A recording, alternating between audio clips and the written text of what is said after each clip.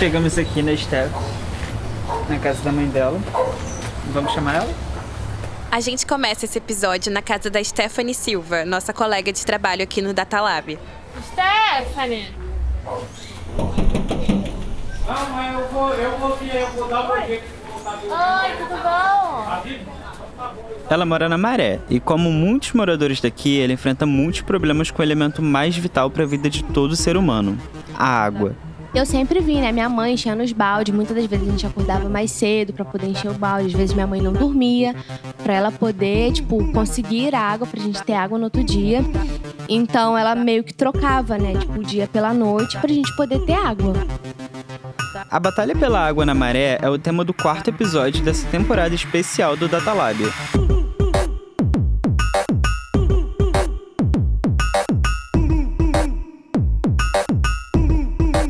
Eu sou o Vinícius Lopes. E eu sou Gabriele Rosa. A gente vai mostrar pra você nesse episódio que a água aqui e em muitas favelas do Rio é um problema estrutural. Literalmente estrutural, porque falta encanamento mesmo. É cano quebrado pra tudo quanto é lado. Esse é o dia a dia das pessoas na favela. E na casa da Esté, por exemplo, o problema é que a água ideal para consumo simplesmente não chega. Ela mora mais ou menos há 15 anos num prédio de 3 andares que fica na Rubem Vaz, uma das favelas da Maré. Cada andar é uma casa. A Esté mora no último andar e a mãe dela no segundo. Oi, tudo bom? Stephanie tá aí? Tá. Ah, tá. Você que é a mãe dela, né? Ah, tá. Vamos subindo? Cuidado aqui, ó. Tá, pode ir. A Esté tem 20 anos, ela é produtora do Datalab. É uma dessas pessoas super organizadas, sabe? Que está de férias e a gente veio perturbar ela, né? Nem nas férias ela tem descanso. Mas não é só isso. Ela também é bem artistona, faz colagens, desenha, escreve e tem um brechó chamado Jeans Ancestral. A Esté tem um cabelo curto, cacheado e uma covinha que deixa ela ainda mais fofa. E a casa da Esté é a cara dela, parece um museu. Respira arte. Na porta, bem na entrada, tem 2 porta-retratos que ela comprou num brechó. Ela disse que dentro tinha 2 princesas brancas, e por isso ela e o companheiro resolveram fazer uma releitura. E aí a gente pegou esses 2 quadros, eu e o Filipinho, e colocamos 2 artes dele. Uma que é a Guatune e o outro que é o Machado de Assis. E são 2 pessoas que a maioria das pessoas, quando chegam lá em casa, perguntam se é nossos avós. E a gente, não, é o Machado de Assis, a Guatune. Aí a gente, mas quem me dera que fosse.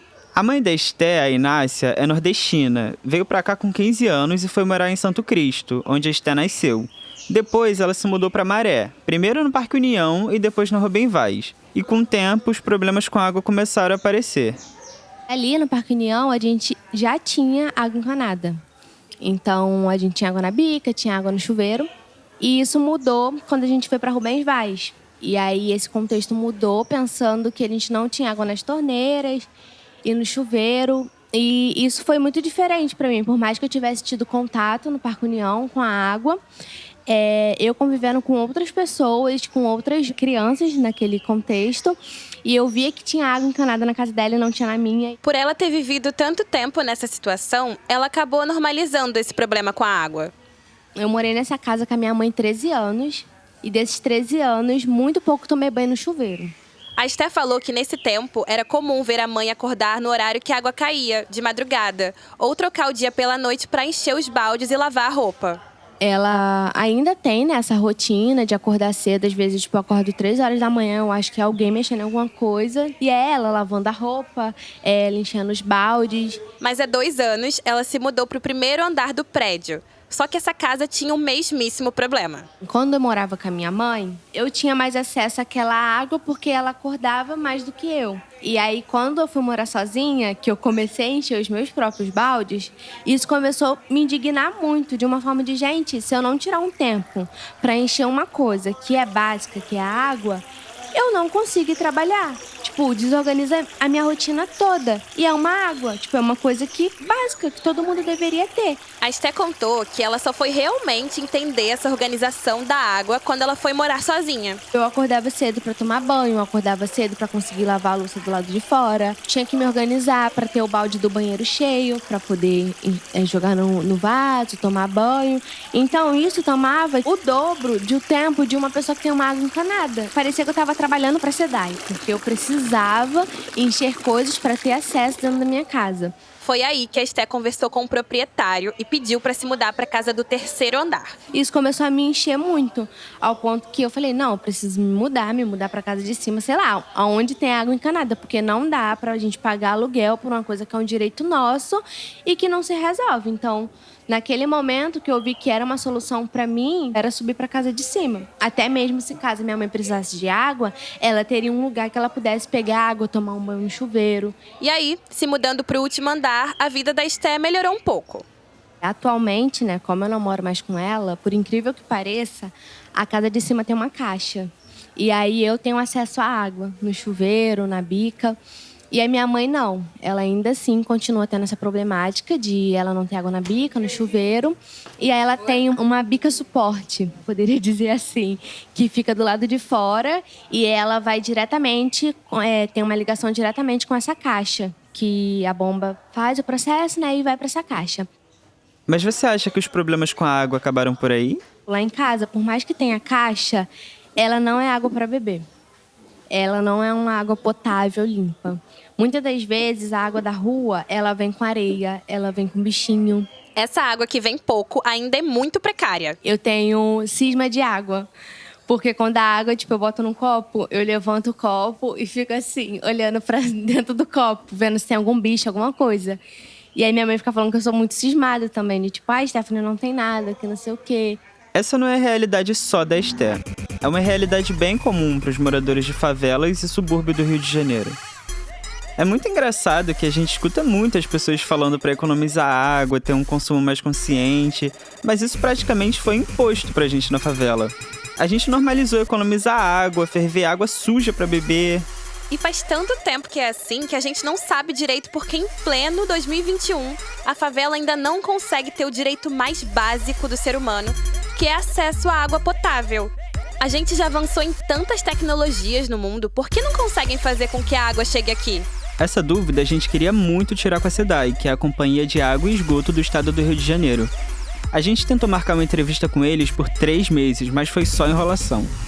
Então a gente resolveu fazer o que todo mundo faz. Se a SEDAI não vem, bora falar com o encanador popular aqui da Maré. O seu Jair Pereira mora no Conjunto Esperança. Diferente da SEDAI, ele atendeu a gente de primeira. Meu nome é Jair, sou de Maranhão, tenho 51 anos. Estou aqui desde 91. O Jair é um homem negro, com cabelo raspado. Ele é uma daquelas pessoas que gosta de contar histórias da vida, sabe? Vim pra cá, como todo nordestino vem, atrás de uma melhoria, entendeu? É por isso estou até aqui até hoje. Vou na minha terra, volto de novo. Aí eu comecei a trabalhar sempre na obra. Por muito tempo, o Jair trabalhou como pedreiro em empresas, construindo grandes edifícios. Hoje, graças a Deus, eu pego obra para mim mesmo. Eu mexo com água aqui, reformo um apartamento desse. Só a única coisa que eu não faço é na eletricidade, né? Essa aí que é muito perigoso, entendeu? Mas que o bombeiro, eu troco a tubulação toda. E também da água da SEDAI, esse cano direto, eu também não mexo. Esses canos que da emergência, todos eles eu faço, entendeu? E a galera aqui da Maré chama o seu Jair pra consertar cano, conexão quebrada, encanamento entupido e por aí vai. Ele explicou pra gente que existem 2 tipos de encanamento. O da SEDAI, que não chega pra todo mundo, e o que os próprios moradores vão construindo, que é tipo um puxadinho da água. Então, quando uma casa nova é construída, o próprio morador se encarrega de fazer esse encanamento para sua casa a partir do cano do vizinho. O jeito é você pegar do vizinho, da saída do vizinho, porque da SEDAI, se você for pedir, não tem como eles não vêm, entendeu? Aí você tem que pegar o do vizinho, aí dar uma ajuda pro vizinho. Tem uns que o vizinho que libera sem você pagar nada, tem uns que não, tem que ajudar que eu paguei tanto para fazer isso. O vizinho vai estar ajudando um pelo outro. O Jair falou pra gente que existe uma única saída de água numa área grande da maré. O que acontece é que cada casa vai puxando água dessa saída. Então, quanto mais próximo a casa for dessa primeira saída de água, mais forte vai ser a água para aquela família. E quanto mais longe, mais fraca. É isso aí. Todo mundo só usa aquele cano. Todo mundo vai usar aquele de 20. Todo mundo. Se tiver 50 famílias, essas 50 famílias vão usar só daquela água ali. E com o cano da cidade todo, passa todo na rua aí. Menos de 130 metros. Com o tempo, foram sendo construídas mais casas na maré. Então, essa situação fica cada vez mais difícil para pessoas como a Esté e a Inácia, que moram no final de uma rua, distante do encanamento principal. É por isso que muita gente aqui compra uma bomba para puxar água com mais velocidade.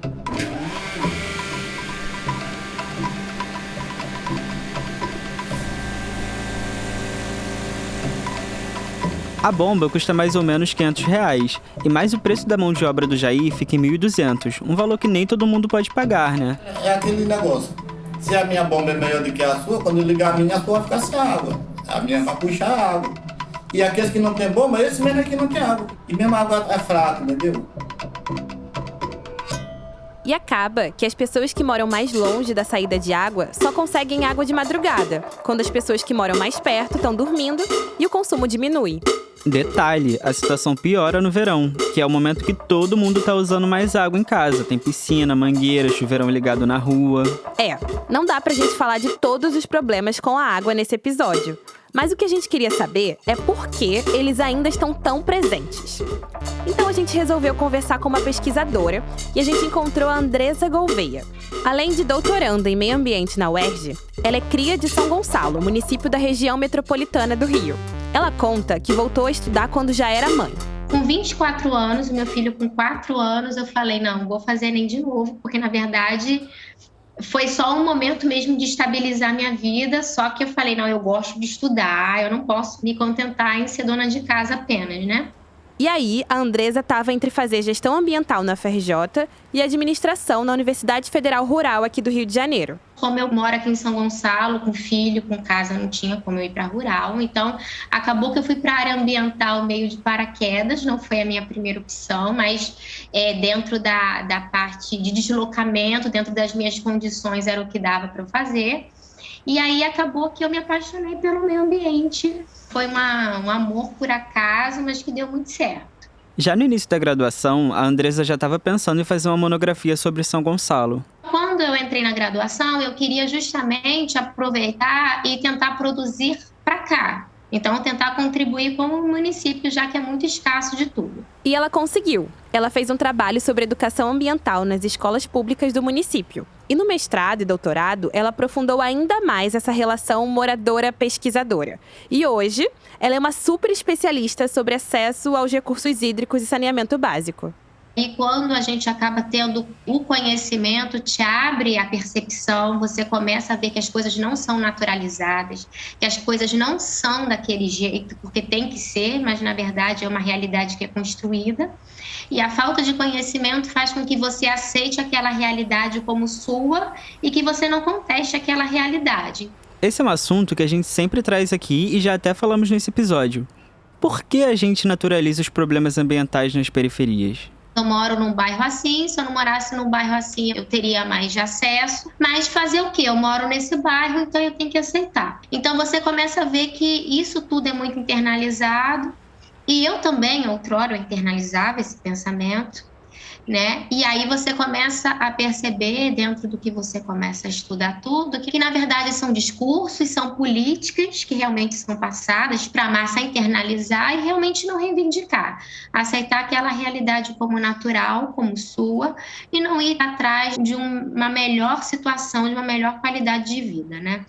A gente aprendeu um termo chique da ciência com a Andresa, que é escassez hidrossocial. E o que é escassez hidrossocial? É uma escassez de água, e aí geralmente ela vai ser muito mais vista dentro do meio urbano, porque vai ter todas as infraestruturas hidráulicas que vão fazer certos grupos da população ter mais acesso do que outros. Então, por isso que é hidrossocial, é o social que vai estar relacionado à escassez de água. Então, dentro desse conceito, se procura demonstrar que a escassez de água ela é muito mais presente para determinados grupos sociais. E aí, né, são grupos sociais que não têm nenhuma influência política e econômica. Ela traz o exemplo dos municípios ali perto de São Gonçalo, que é Itaboraí, Niterói, Ilha de Paquetá. Ela explica que Niterói deveria ser o último município a receber água, porque ele está mais longe do rio, onde a água é captada. Mas não é bem isso que acontece. Se fosse dentro de uma lógica da água ou do ciclo hidrológico, Itaboraí era para ter mais, São Gonçalo mais ou menos, Niterói menos e a Ilha de Paquetá menos ainda. Mas, na verdade, essa lógica é totalmente oposta.